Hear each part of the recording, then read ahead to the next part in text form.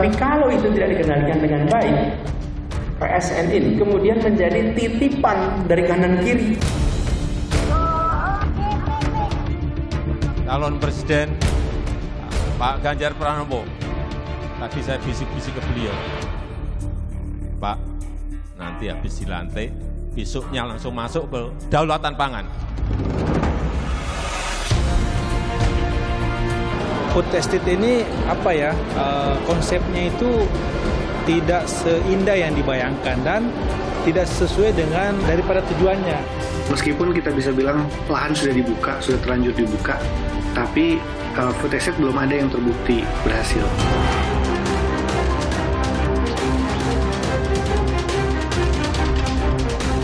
Ini dilanjutkan proses penggeledahan di Kementerian Pertanian. Yang sedang kami lakukan proses penyidikannya terkait dengan perkara ini adalah berkaitan dengan dugaan korupsi.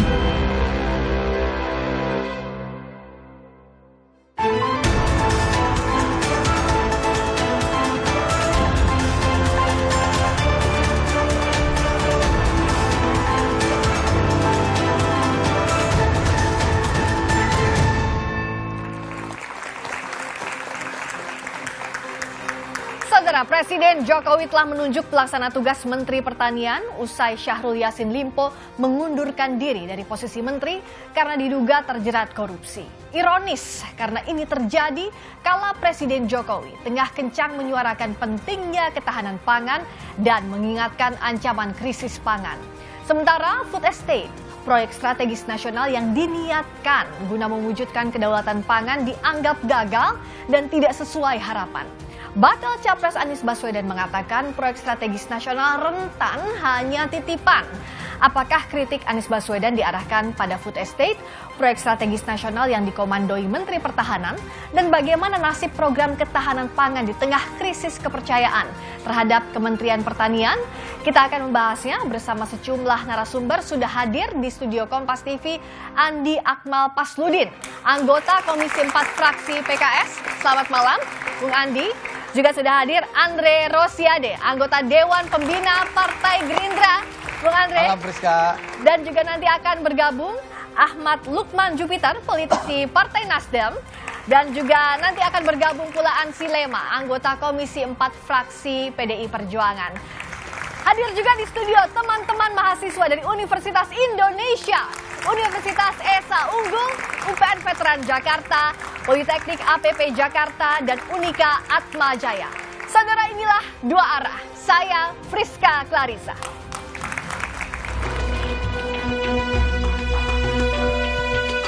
Program strategis nasional secara substansi itu baik-baik saja. Yang problem yang kita sering alami adalah bagaimana PSN itu disusun. Tapi kalau itu tidak dikendalikan dengan baik, PSN ini kemudian menjadi titipan dari kanan kiri. Anies Baswedan lagi-lagi membuat pernyataan yang menjadi sorotan. Bakal Capres Koalisi Perubahan itu menyebut PSN berpotensi jadi ajang proyek titipan kiri dan kanan. Kritik Anies kemudian dibalas Presiden Joko Widodo dengan tantangan. Jokowi pun meminta data proyek strategis nasional yang disebut sebagai titipan. Ya ditunjuk saja. Proyek yang mana, yang titip siapa? Setali tiga uang dengan Jokowi, bakal Capres yang diusung PDI Perjuangan Ganjar Pranowo juga meminta agar data itu diungkap, agar tidak jadi spekulasi. Buka aja. Dugaan saya. Pak Anies yang bilang waktu itu. Dugaan saya tidak ada yang bisa mengungkapkan data itu. Kalau ada dibuka, jadi tidak menimbulkan spekulasi. Persoalannya adalah bagaimana memilih ini sebuah proyek strategis nasional. Dan ini sepenuhnya kewenangan dari eksekutif. Masyarakat tidak punya ruang untuk katakanlah memediasikan, mempertanyakan. Dan itu kasus-kasus seperti Rempang jadi sangat mudah muncul dan itu tidak cuma di satu tempat. Tidak bisa dipungkiri, sejumlah proyek strategis nasional belakangan memang menjadi perhatian publik. Pasalnya tidak hanya cerita sukses pengerjaan PSN yang muncul ke permukaan, tapi ada pula kritik yang disuarakan. Mulai dari transparansi hingga pelaksanaan yang dinilai mengesampingkan hak masyarakat yang terdampak. Bahkan ada pula yang dituding gagal dalam pelaksanaannya. Salah satu yang jadi sorotan adalah proyek strategis nasional Food Estate yang ditujukan untuk menjaga ketahanan dan kedaulatan pangan nasional. Food estate terbukti gagal, maka jalan cepat yang bisa dilakukan adalah mengintensifikasi tanah-tanah pertanian punya rakyat, diorganisir dengan manajemen bisnis raksasa pangan nasional. Tapi masih ada tokoh-tokoh yang menyerang untuk apa food estate, untuk apa ini. Tidak paham. Kita harus swasembada. Dan kita pernah swasembada. Dan kita akan swasembada kembali. Ya, krisis pangan merupakan ancaman yang nyata. Dan ini tidak hanya dialami Indonesia. Kekurangan pangan itu betul-betul nyata dan terjadi. 22 negara sekarang ini sudah tidak mau mengekspor bahan pangannya. Di tengah anggapan rentannya PSN jadi proyek titipan serta tudingan gagalnya proyek Food Estate, publik justru disuguhkan kenyataan pahit bahwa ada korupsi di Kementerian Pertanian dan diduga ikut menyeret sang menteri dalam pusaran korupsi. Aduh. Kita juga kehadiran panelis malam hari ini, Dwi Andreas Santosa, Guru Besar IPB sekaligus Ketua Umum Asosiasi Bank Benih dan Teknologi Tani Indonesia. Selamat malam. Selamat malam. Pak Andreas. Ya, malam. Saya ke Bung Jupiter dulu. Di tengah rutinnya Pak Jokowi, Presiden Jokowi mengingatkan soal kedaulatan pangan, tapi terbaru Menteri Pertanian, sekarang ex-Menteri Pertanian, Pak Syahrul Yassin Limpo, terjerat kasus dugaan korupsi. Nasdem melihatnya seperti apa? Ya, tentu saat ini kita masih menentukan, artinya masih terus menjalani dan melihat ke depan apakah konstruksi hukum ini kita harus melihat dengan bukti-bukti fakta-fakta yang ada. Dan sampai hari ini belum disampaikan secara publis di publik statement secara resmi oleh KPK saat ini. Dan memang kemarin kita juga semua bersama-sama dan sudah disampaikan oleh Ketua Umum Bapak Surya Paloh terkait dengan press release yang kondisi saat ini, memang kita tetap akan secara konsisten untuk mendukung dalam pengentasan korupsi yang ada di Republik ini.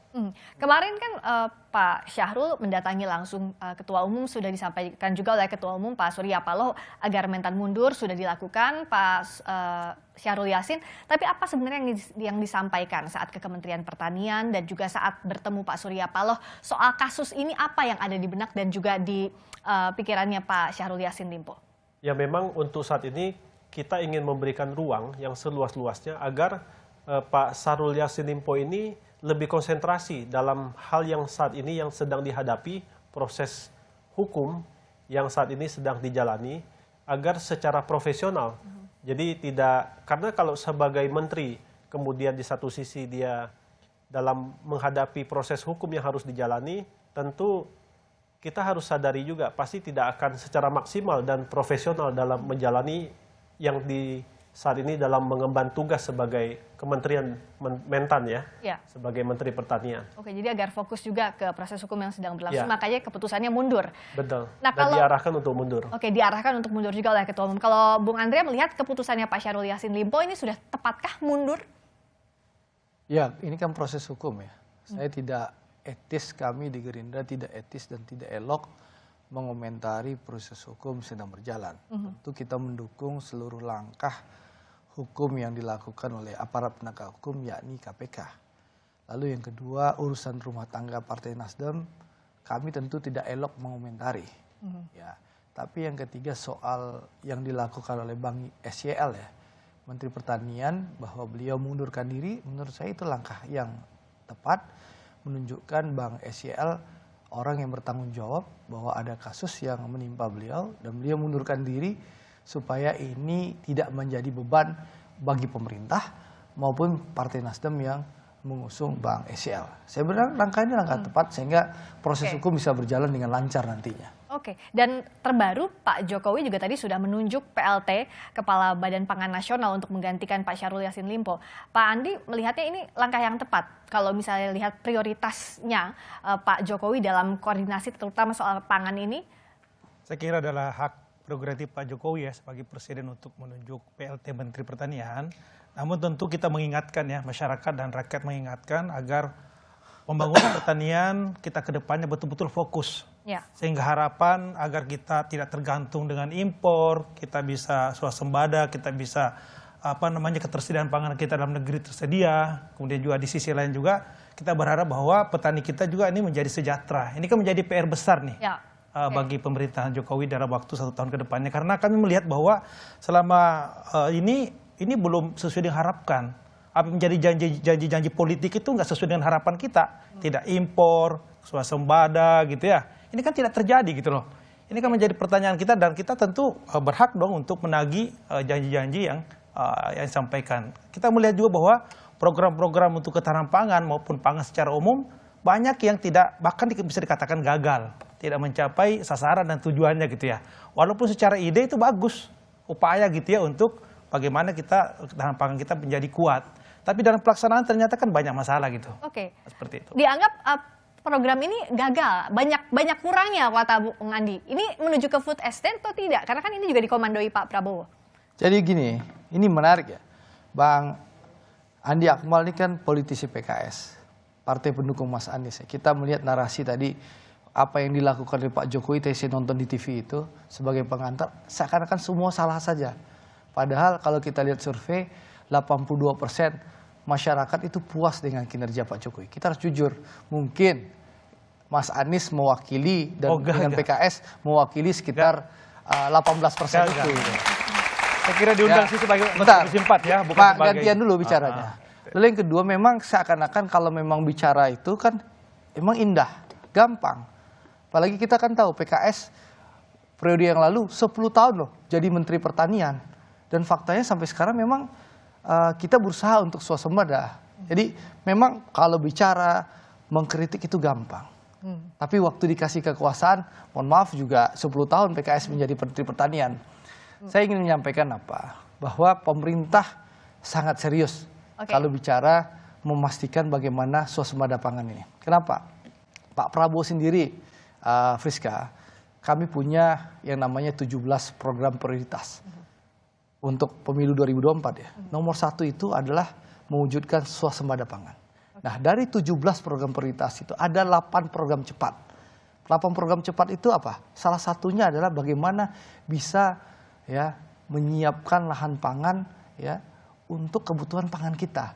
Pak Prabowo ingin bagaimana 24 juta hektar rawa yang ada di Indonesia ini bisa kita pergunakan untuk lahan pertanian. Sehingga apa? Tidak akan ada protes dari negara-negara lain kita menggunakan lahan hutan. Dan airnya cukup juga. Nah, tapi memang sekali lagi keinginan pemerintah, kerja keras pemerintah, ini memang tidak seperti membalikkan telapak tangan. Oke, tidak seperti membalikkan telapak tangan. Tapi kalau sekedar memprotes itu gampang. Jadi saya kan beliau sudah 10 tahun pernah jadi Menteri Pertanian. Gitu ini loh. saya kira kesalahan Mas Andre ya. Pertama, saya datang sini bukan sebagai dari partai ya, tapi sebagai anggota Komisi 4. Kita punya kesimpulan loh. Anda juga sebagai anggota Gerindra, Anda juga menyimpulkan sana bahwa HUT estate ini gagal loh. Bukan kesimpulan saya.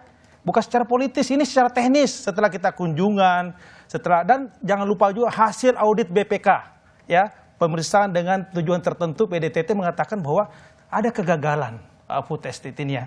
Saya kira Pak Andre tadi sangat indah sekali menggambarkan gitu ya. Sementara penugasan food estate terhadap Kemenhan dan juga Kementan menurut kita gagal nih. Bahkan lahan yang diberikan juga belum berhasil dengan baik, Pak Andre. Ini saya kira fakta yang tidak bisa kita pungkiri ya. Jadi DPR itu harus berani berbicara, Pak, bukan masalah politisnya. Kalau tidak bicara, jadi anggota DPR gitu ya. Kita bicara fakta ya, berdasarkan fungsi pengawasan DPR, dia harus bicara fakta dan perencanaan yang kita lakukan. Based on fakta katanya. Bukan politis ini, Pak Andre, kan hubungannya dengan Presiden. Kan ada hubungannya ya. Ini kan pengantar. Tadi saya mau komentari pengantar bagaimana presiden yang didukung Bang Andi Akmal dari saya pengantar dari Kompas TV itu seakan-akan apa yang dilakukan oleh pemerintah Jokowi salah saja, itu satu. Kalau kami juga berlaku objektif, saya sampaikan hal yang objektif soal yang terjadi di musibah yang ditimpa oleh sahabat kita dari Partai Nasdem. Kita objektif. Saya ingin kita mengkritik secara objektif saja. Bicara soal food estate. Kenapa pemerintah ingin melaksanakan food estate? Kita tahu pemerintah ingin bahwa ada ketersediaan pangan ya kalau Indonesia menghadapi bencana. Ada musibah, bencana atau perang. Dan faktanya apa? Di saat pandemi COVID-19 yang lalu, kita lihat bagaimana negara tetangga kita, Vietnam dan Thailand itu menstop keran ekspor beras yang menyebabkan kita kekurangan pasok. Bahkan perang Rusia dan Ukraina ini menyebabkan apa? Kita susah mendapatkan gandum. Untuk itu memang pemerintah melakukan terobosan untuk melaksanakan food estate. Memang sulit dilaksanakan. Apa? Contoh yang di Kementerian Pertahanan, bahwa tanahnya yang kita terima mengandung keasaman yang tinggi. Tentu ini butuh proses, ya, tidak seperti membalikkan telapak tangan supaya tanahnya subur dan bisa ditanam. Tapi memang kadang sekali lagi kalau melihat di luar seakan-akan gampang dan dikritik saja. Kan Bang Andi Akmal sudah pernah 10 tahun jadi Menteri Pertanian PKS waktu itu, gitu loh. Nah, sudah 10 tahun. Ya, pernah. Kita bicara fakta. Oke. Saya juga bicara fakta ya. Ya, silakan. Pertama, sebenarnya mengkritik food estate itu bukan hanya kami, termasuk Jokowi juga mengatakan bahwa perlu dievaluasi di food estate dalam pelaksanaannya karena dianggap ya tidak berhasil. Gitu kan, ini presiden sendiri loh yang mengatakan. Dan kesimpulan komisi mengatakan itu perlu dievaluasi karena tidak berhasil. Itu fakta ya. Jadi jangan dihubung-hubungkan dengan pemerintah yang lalu, Pak Andre. Kita ini tentu bicara sebagai anggota DPR tentunya ya. Nah, jadi di tengah Pak Jokowi ini sedang juga gencar menyuarakan soal kedaulatan pangan ini yang harus jadi prioritas. Ada kasus yang menimpa Pak Syahrul Yassin Limpo yang sebelumnya menjabat Menteri Pertanian. Bagaimana tanggapannya? Saya undang dulu Bung Ansyi Lema, politisi PDI Perjuangan. Selamat malam Bung Ansyi, anggota Komisi 4 dari fraksi PDI Perjuangan. Nah, di tengah kemarin misalnya di Rakernas PDIP kan disuarakan bahwa kedaulatan pangan ini harus jadi prioritas. Tapi di sisi lain juga ada kasus korupsi. Dugaan korupsi yang menimpa ex-Menteri Pertanian ini akan mengganggu atau tidak di tengah kritik juga yang disampaikan Bung Andi dan kawan-kawan. Tapi jawabnya nanti usai jeda, tetap di Dua Arah. Kami segera kembali.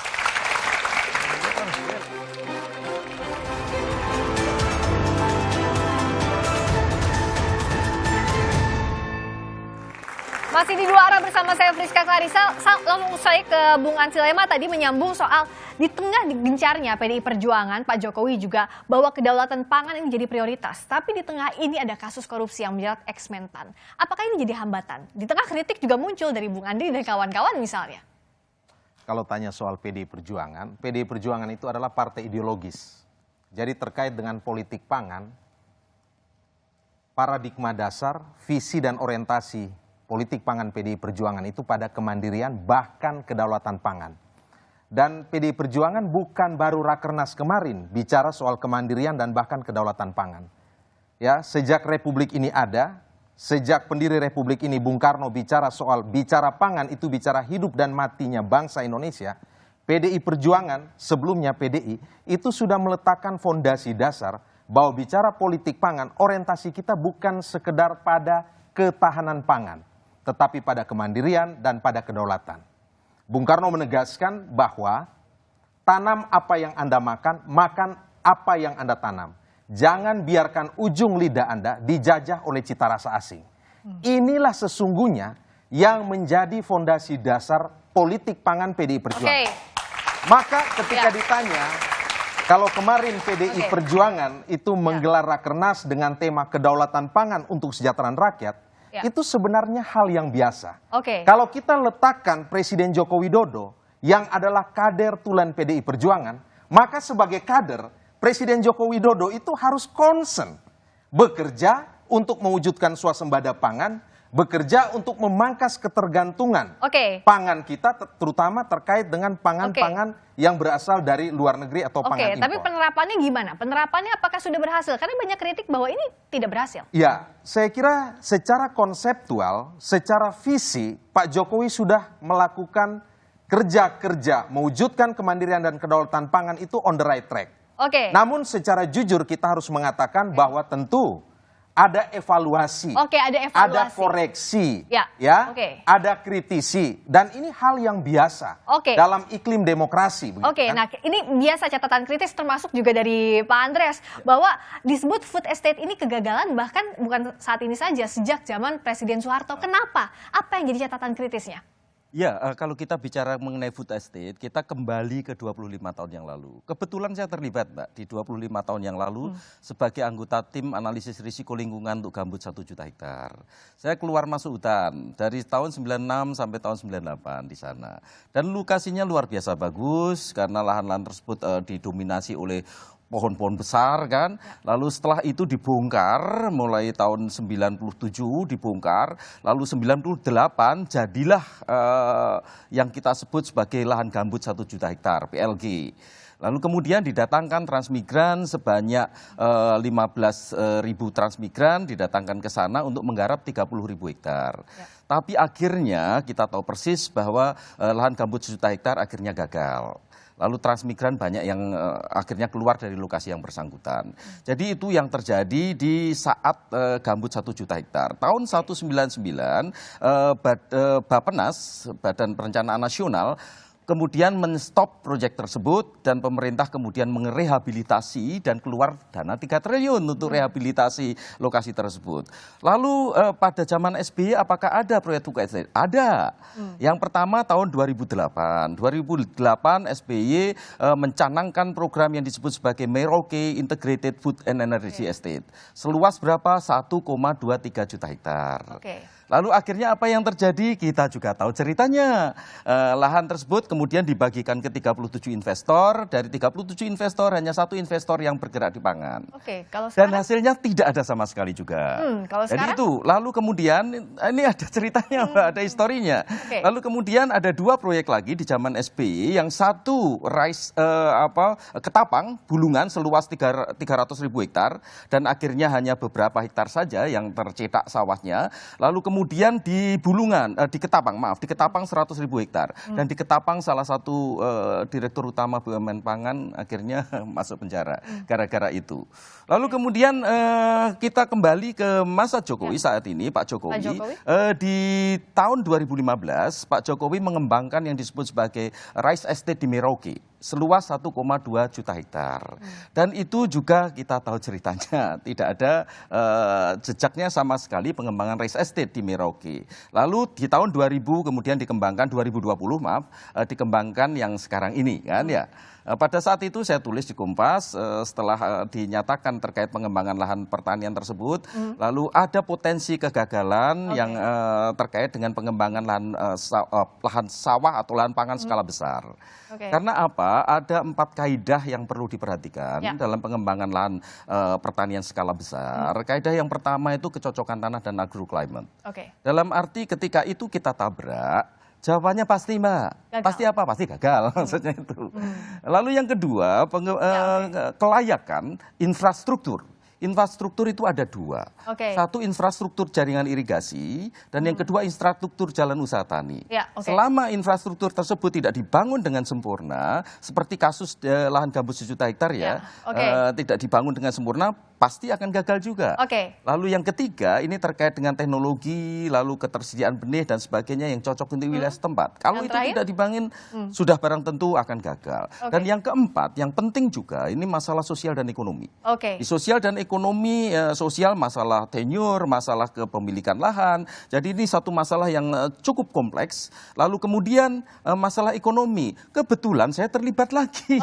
Kami melakukan pilot plan di Blok A2, di lahan gambut 1 juta hektar.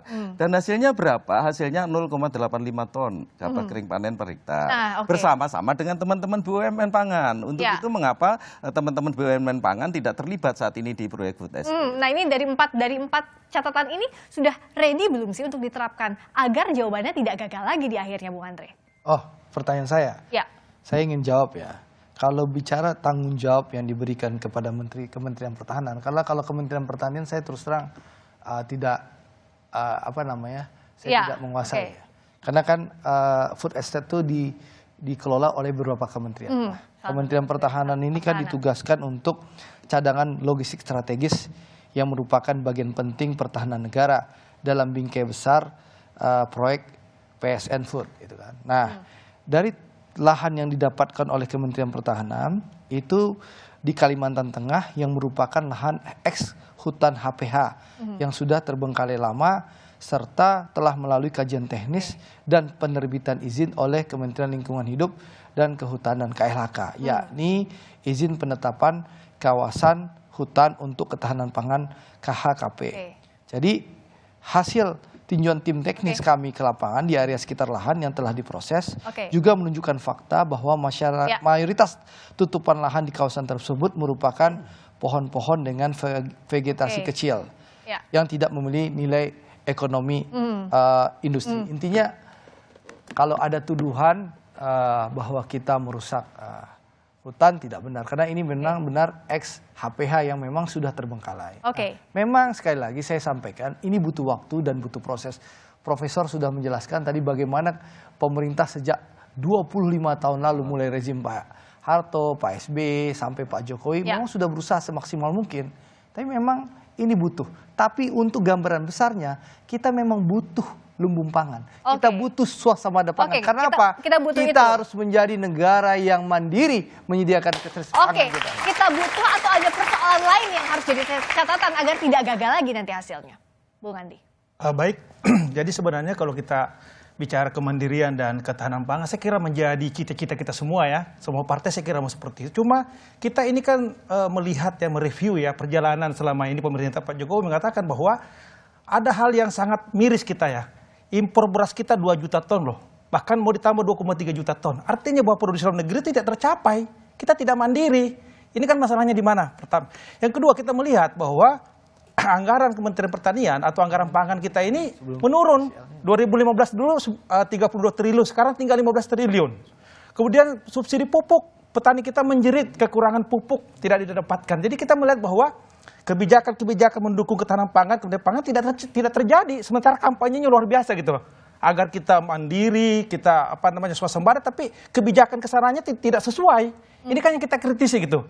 Kita ingin bahwa petani kita itu supaya fokus saja perbaiki tata niaga pupuk ya. Kemudian subsidi harga sehingga harga tidak jatuh pada saat Pak Ansia. Ini kan menjadi konsen kita semuanya gitu. Dan kita sepakat semua, tapi bagaimana peta jalannya? Jangan hanya jadi semacam cerita besar tapi peta jalannya nggak kelihatan. Gimana peta jalannya gimana Bung Ansi tadi kalau ditanyakan? Sesuai track nggak sih? Udah dibahas belum peta jalannya? Maksud Presiden Joko Widodo untuk mengembangkan food estate itu baik untuk meningkatkan produktivitas. Dan produktivitas ini penting untuk ditingkatkan untuk mengurangi tingkat ketergantungan kita terhadap pangan asing. Ini bagian dari substitusi impor yang mau dilakukan oleh Presiden Joko Widodo. Apalagi hari-hari ini dunia ini tengah dilanda oleh 3P. Perang, pandemi, dan juga perubahan iklim. Tentu ini berdampak pada pertanian dan pangan global. Dan hari-hari ini kalau kita baca ada 22 negara di dunia yang menerapkan politik autarkis, menahan produk pangan mereka untuk diekspor ke tempat lain. Dalam konteks itu maka kebijakan food estate ini adalah benar. Nah tentu kita harus juga melihat bahwa pelaksanaan di lapangan ini kan juga ya membutuhkan waktu, membutuhkan visibility study, membutuhkan ukuran dan parameter yang betul-betul cermat. Kira-kira seperti itu.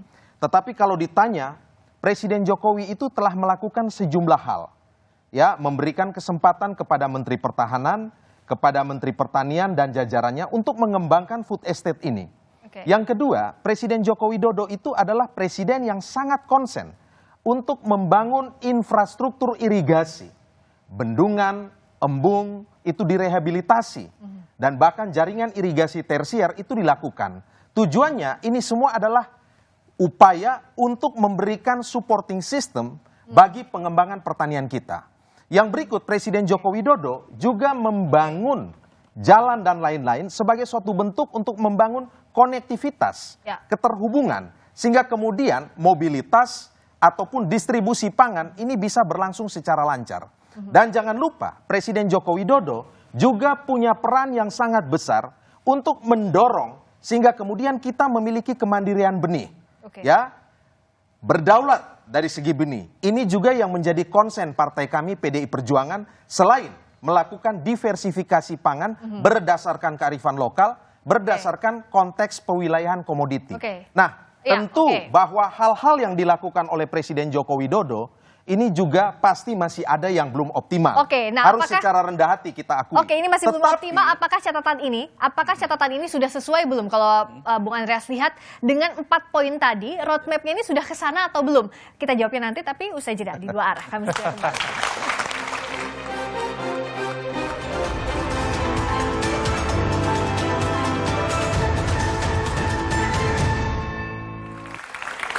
Di tengah roadmap peta jalan yang tadi disampaikan oleh Bung Ansi juga Bung Andre, banyak catatan yang tersisa. Tapi ada juga kasus korupsi yang menyandung, akhirnya kena lah ke menterinya, ex-menterinya Syahrul Yassin Limpo.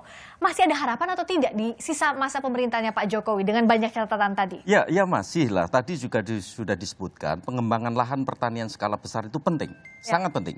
Karena kehilangan lahan sawah kita tahun 2000, data resmi ya, 2012 itu lahan sawah kita masih 8,3 juta hektar.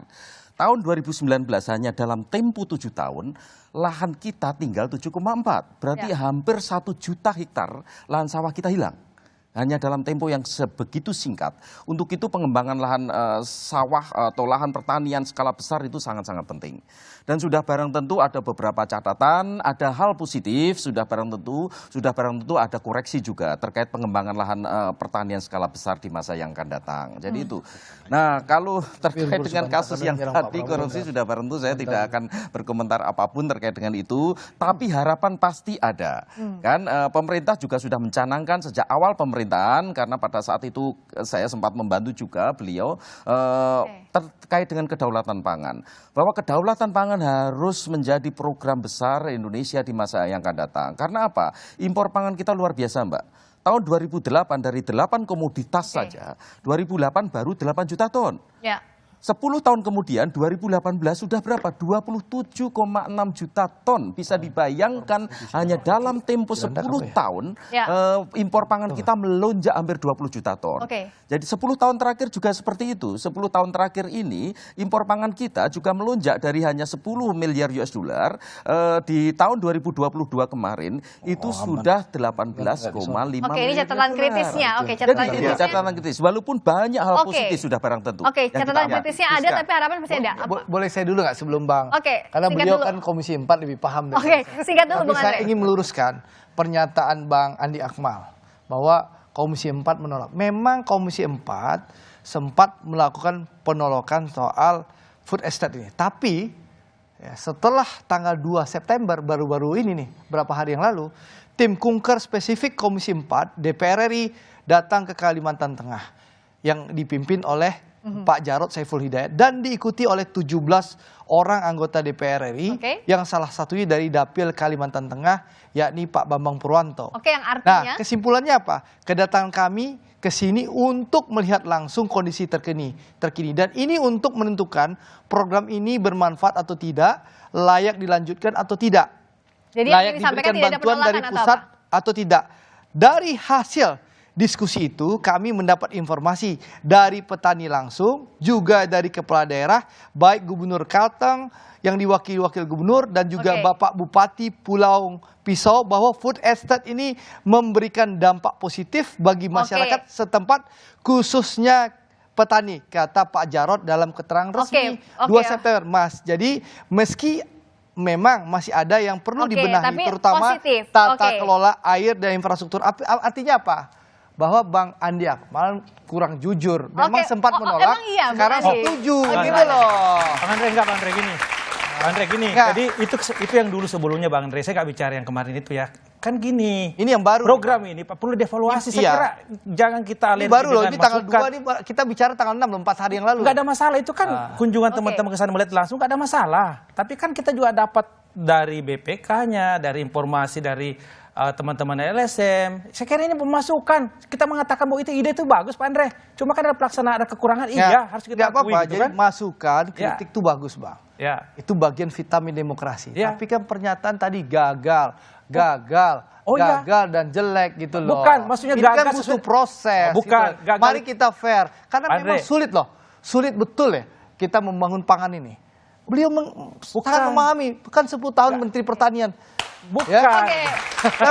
Bahkan sebentar, Rizka. Jadi Bang Andre nggak mau disebut ini gagal gitu? Bukan, ini memang butuh proses. Mari kita beri kesempatan pemerintah bekerja keras, karena sekali lagi memang sangat sulit ya.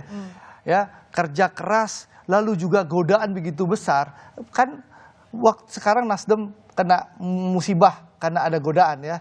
Nah, dulu juga PKS menjadi 10 tahun jadi Menteri Pertanian, sempat juga ada kasus Andre, ini nggak ada masalah. Gitu loh. Jadi maksud kurang fair kalau kita bandingkan. Maksud saya, kita ini kan bicara tadi food estate ya. Kita nggak bicara yang lalu. Nggak, saya mau ngasih gambaran. Ide bagus, ide bagus Pak Andre. Jangan sampai kita ini adalah hasil menafikan bahwa orang lagi bekerja. Nggak ada yang menafikan. Wajar dong kita ini menggunakan uang rakyat, ya kan? Wajar dong kita mengkritisi. Anda wakil rakyat, itu wakil rakyat juga, jadi wajar. Dan itu bukan sangat terbuka. Nggak ada masalah. Kita harus jujur, memang dulu awalnya Komisi 4 sempat menolak, sekarang nggak setuju gitu loh, Pak. Enggak. Itu tidak Abang sampaikan, hasil kunker spesifik dari Komisi 4. Itu yang setuju, itu yang kesana kan belum disampaikan di komisi, itu ada Pak Ansi. Ya nggak ada masalah, saya kira itu sesuatu, setiap fraksi beda-beda pandangan biasa saja gitu ya. Kenapa kita harus sensitif sekali gitu loh. Dan saya kira perlu memang, kalau perlu kita sampai ke BPK, boleh diaudit lah.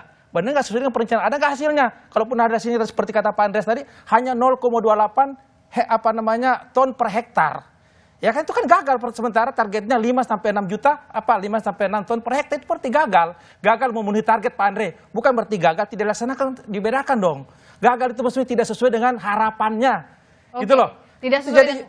Iya, tidak sesuai karena targetnya tadi 5 ton per hektar cuma dapat 0,28 ton per hektar, itu kan gagal namanya. Oke, ya kan? tidak Seperti sesuai itu dong. Sudah disampaikan. Jadi ini butuh proses, termasuk mengelola tata kelola irigasi dan jalannya. Ini kan berproses. Tapi tujuan food estate itu penting dan baik bagi kemandirian pangan kita. Iya betul, sepakat. Gitu kalau tujuannya sepakat. Tapi pelaksananya banyak hal yang perlu dievaluasi, ya memang perbaiki betul. gitu loh.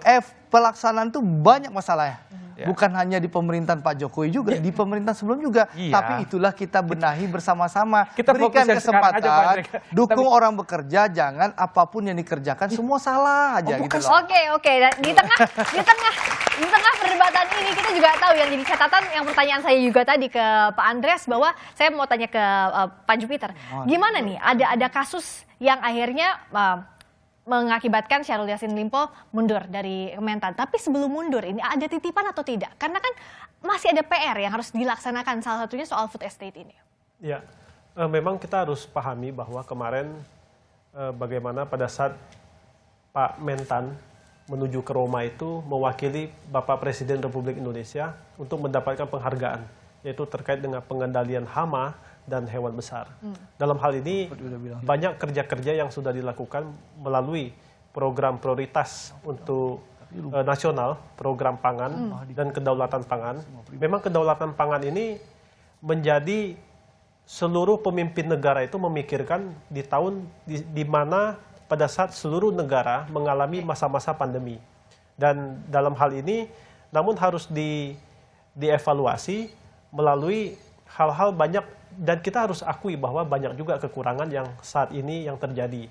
Yang di mana kedaulatan pangan ini harus berorientasi untuk kepentingan nasional dan untuk kepentingan juga bagaimana petani. Contoh misalnya seperti di Gunung Mas. Di Gunung Mas itu harus kita akui juga bahwa banyak sekali penduduk lokal di sana, mereka bahkan menangis. Mereka menangis bagaimana yang selama ini pohon-pohon yang sudah ditebang, dan di situ mereka menyayangkan gitu loh, bahwa di situ ketika ingin ditanam singkong, ternyata kondisi tanahnya itu bebatuan. Artinya tidak mungkin tanah itu bisa tumbuh singkong. Dalam arti ketika dilakukan, sebelum dilakukan penebangan pohon, dan ini suara dari rakyat bahwa sebaiknya dikaji dulu gitu loh. Nah apa catatannya kalau Bung Ansi lihat? Saya kira poinnya adalah kita harus mengakui bahwa program food estate ini pasti baik. Tetapi juga kita juga harus secara rendah hati mengakui bahwa perlu ada kajian evaluatif secara komprehensif. Kan begitu. Ya.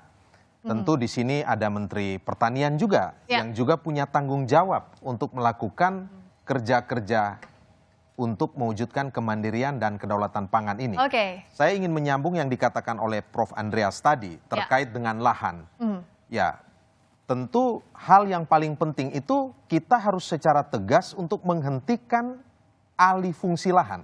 Konversi lahan-lahan terutama lahan produktif ke menjadi lahan-lahan yang diperuntukkan bagi di luar pertanian. Ini menjadi hal yang paling penting dan ini juga menjadi salah satu poin rekomendasi dari Rakernas PDI Perjuangan. Yang kedua, kalau bicara Presiden Joko Widodo, Pak Jokowi itu konsen betul bicara tentang regenerasi petani. Karena kalau kita lihat dari segi usia dan tingkat pendidikan, mayoritas petani kita itu adalah petani usia sepuh. Ini sudah dipikirkan sampai hal di lapangan, artinya termasuk soal hal-hal regenerasi seperti petani. ini juga harus disampaikan ke publik supaya publik tahu bahwa Presiden Joko Widodo itu punya kepedulian untuk membangun regenerasi petani, menghadirkan petani-petani milenial dengan dukungan konkret. Jadi dari negara. Ini sudah dipikirkan oleh pemerintah, kalau tadi dari PDIP juga Gerindra. Nah, tapi kalau yang Bung Andi selain kritik soal food estate, apa proyek strategis nasional terkait pangan yang masih perlu dikritisi dari PKS melihatnya? Tapi jawabannya nanti usai jeda di dua arah kami segera kembali.